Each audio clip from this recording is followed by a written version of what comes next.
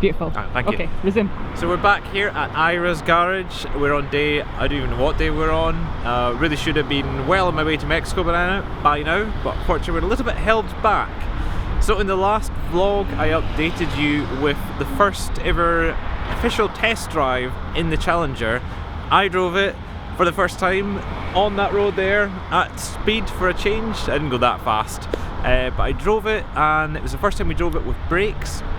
Ira also had a go of it to give his opinion, and I'm now going to give you my verdict of it. So we've learned that the Challenger has a misfire. Might just be a bad plug lead, because the plug leads are the 15-year-old plug leads, or it could be something a little bit more serious like a stuck valve or a head gasket or God knows what else. The second thing that we learned was that the fumes inside the car are horrific. I've had past experience with fumes inside, well, the Black Pearl. And fumes inside the car are awful. This is particularly bad. There's quite a few holes in the floor of this. The headers on it are ancient. The metal's very thin, and the exhaust is blowing in several places. So we've managed to find, in fact Ira managed to find last night a set of headers on Craigslist for $150, and has offered the guy a very cheeky $100 for them, to which he accepted and is going to drop them off. I'm going to change them. Thinking about just changing the clutch anyway because it didn't feel that great, but primarily it's the misfire. You need to find the misfire, do the exhaust, and then maybe do the clutch. And then it should be ready.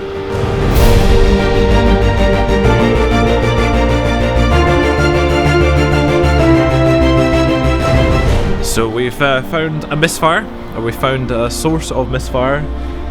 Cylinder 1 and 2 was doing very little when I removed the plug lead on and off at a raised RPM. We've just lifted off the rocker cover, had a quick look, only to discover the push rod broke right through the rocker arm. That's pushed its way right through the rocker. That's brilliant. Well, that means that the valve is stuck.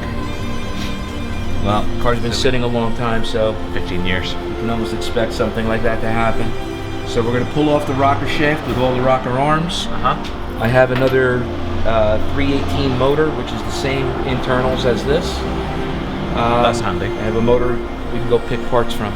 Now we're heading back to the barn where the Challenger was stored to salvage parts off a 318 that Ira has lying around there.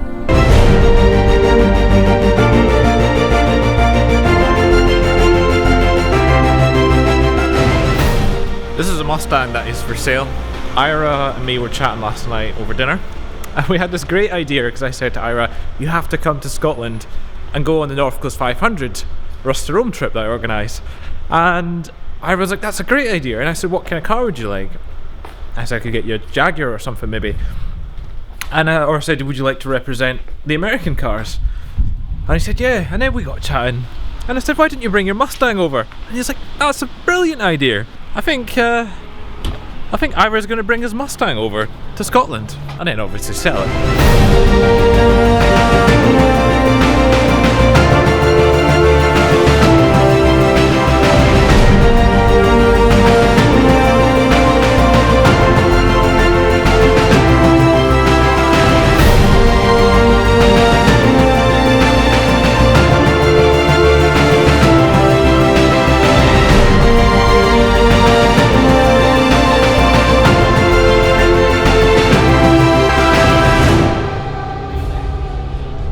About to see if the bent push rod is going to come out. Ira, have you got it out yet? Almost.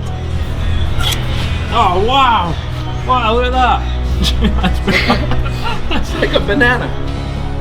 Success. Oh, good job. I'm trying to release the valves. After years of not being used, 15 years of they're stuck in the valve guides. I feel it moving. Moving. And that's moving too. Excellent. The two cylinders that weren't working, they're all moving now. We've got our valves back, they're freed. Replacement rockers, replacement push rods. This is all credit to Ira, by the way. I really didn't do anything here.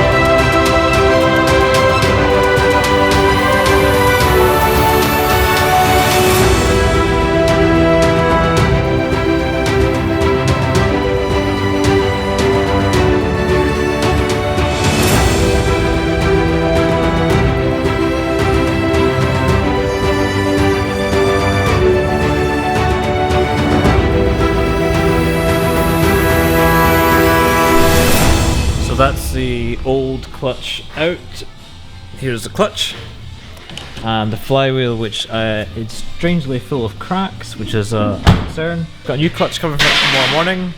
So the plan is to hopefully have this skimmed. I was going to check with the machine shop, see if they can skim that with the cracks. Hopefully tomorrow we can get it all built back up and it will all actually be working, including the clutch and all 8 cylinders.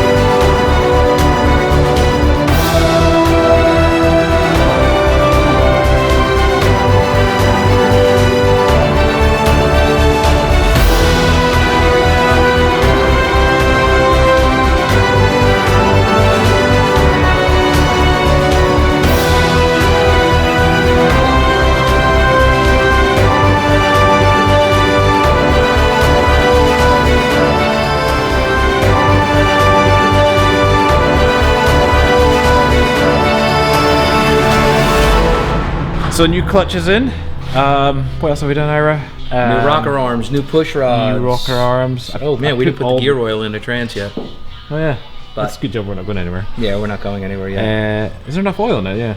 Oil is in. And yeah, so now we need to fire it up, see if it runs. Go for it. Here it goes.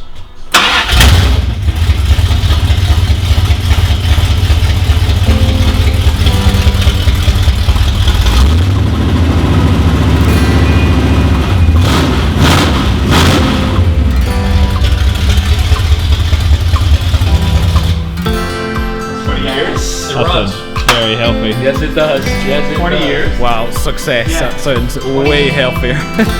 Turns out we had the V6 before, now we've got a V8.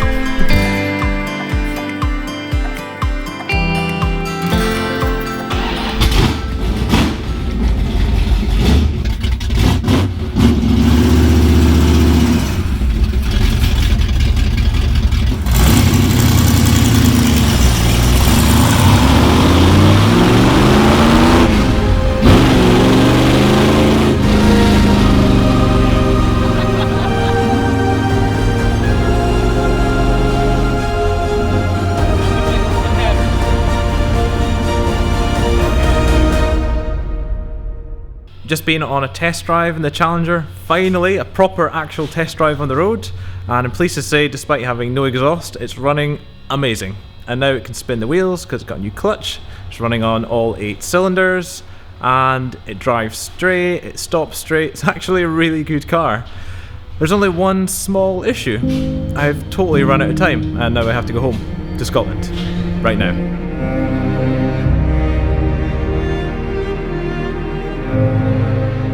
I originally thought it would take about 3 days to get the Challenger up and running. In the end, it took 16 days. I knew I was taking on a massive challenge, but I never expected it would take so long. With projects like this, there's always going to be unexpected problems. Like the brand new master cylinder that I ordered and turned out to be faulty. Then the morning where I missed a petrol tank delivery and had to wait a whole other day on it to arrive. All of that is part of the adventure. There was one unexpected thing that happened though, and it made the whole trip worthwhile, and that was the birth of a friendship. From the moment I arrived, Ira handed me a key for his barn, and let me come and go as I wanted, and let me work away unsupervised, surrounded by his muscle cars. Ira would pop in most days and check up on me, often bringing me breakfast, and then we would head out most evenings for dinner. Ira really let me into his life. He let me meet his friends, hang out with him, and even drive his muscle cars. It was really easy to forget that I was in another continent, more than 3,500 miles from home. It was Ira who diagnosed the sticking valves in the Challenger. He arranged all of the clutch components, including getting the flywheel skimmed, and then he gave up loads of his time to help me strip it all down and put it all back together again. I'm absolutely blown away by how much help Ira has given me to get the Challenger running again. I was only really sad to leave because I had had such a great time in New Jersey. The fact that I didn't get to drive the Challenger to Mexico on this trip, it doesn't matter. It just shows that my vlogs are real, unscripted documentaries of real world events where things do go wrong and you stumble across really genuine people like Ira. It's been an amazing adventure so far, from when I first went out to New Jersey in September to buy the Challenger to finally getting it running now. But this adventure is far from over. While I've been away, Ira has been finishing off the last few bits and bobs on the Challenger for me and sending me regular Ira vlog updates. So now that the Challenger is ready to drive, I'm flying back next week to finally do this epic drive from New York to Mexico.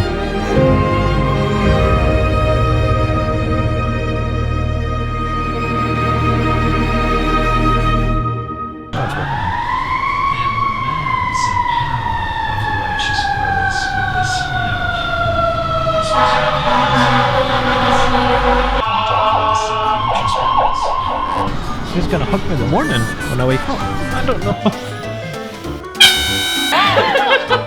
And is gonna drop them off.